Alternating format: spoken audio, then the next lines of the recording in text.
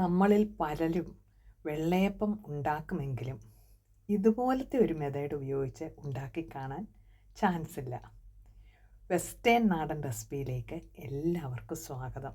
നല്ല മുരിഞ്ഞ വെള്ളയപ്പം ഒരു special ingredient ചേർത്ത് എങ്ങനെ ഉണ്ടാക്കാമെന്ന് നോക്കാം.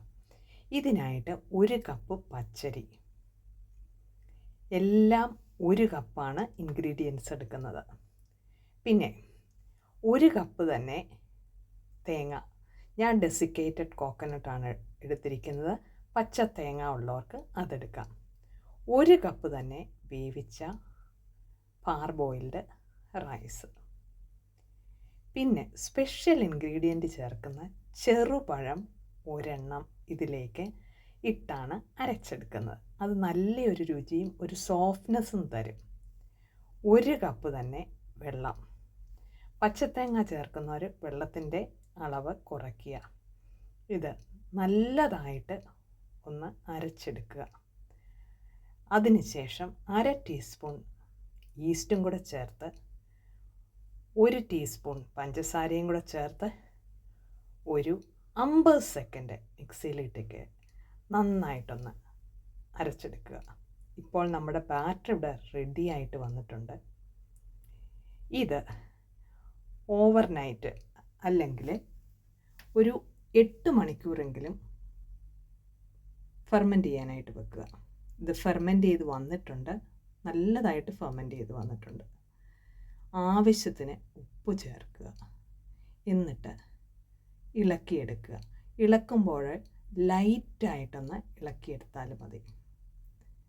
അല്ലെങ്കിൽ ഇതിൻ്റെ ബബിൾസൊക്കെ കംപ്ലീറ്റ് അങ്ങ് പോകും. അത് അപ്പത്തിൻ്റെ സോഫ്റ്റ്നെസ് നശിപ്പിക്കും. ഒരു തവ ചൂടാക്കുക. ഓരോ അപ്പവും ഉണ്ടാക്കാനായിട്ട് ഞാൻ 3/4 തവി മാവാണ് ഉപയോഗിക്കുന്നത്. ഇത് ടിപ്പിക്കൽ ഒരു കോട്ടയം വെള്ളയപ്പമാണ്. കൊച്ചി ഭാഗത്തേക്ക് ഇത് മറിച്ചിടത്തില്ല. കുമിളകൾ വന്നതിന് ശേഷം പാലപ്പം പോലെ തന്നെ മൂടി വെച്ചാണ് ഉണ്ടാക്കുന്നത്. ശരിക്കും പാലക്കാരുടെ കോട്ടയം സ്റ്റൈൽ വെള്ളയപ്പം ഇത് തന്നെയാണ്. തിരിച്ചിട്ട് മൊരിച്ചെടുക്കുക. പിന്നെ മൊരിയുന്നതിന് വേണ്ടിയാണ് നമ്മൾ പഞ്ചസാര കൂടുതൽ ചേർക്കുന്നത്. കൂടുതൽ കുറച്ചുകൂടെ മൊരിയേണ്ടവർക്ക് 2 ടേബിൾ സ്പൂൺ പഞ്ചസാര ചേർക്കുക. ഇവിടെ നമ്മുടെ അപ്പം റെഡി ആയിട്ട് വന്നിട്ടുണ്ട്. നിങ്ങൾ ഒരിക്കലും ഇങ്ങനെയൊരു റെസിപ്പി ട്രൈ ചെയ്ത് കാണത്തില്ല. ഒന്ന് ട്രൈ ചെയ്ത് നോക്കൂ. ഈ വീഡിയോ നിങ്ങൾക്ക് ഇഷ്ടമായെങ്കിൽ ഒരു ലൈക്ക് തരാൻ മറക്കരുതേ കൂട്ടുകാരെ. ആദ്യമായിട്ട് കാണുന്നവർ ഒന്ന് സബ്സ്ക്രൈബ് ചെയ്ത് സപ്പോർട്ട് ചെയ്യുക. ഫ്രണ്ട്സിലേറ്റും കൂടെ ഒന്ന് ഷെയർ ചെയ്യുക.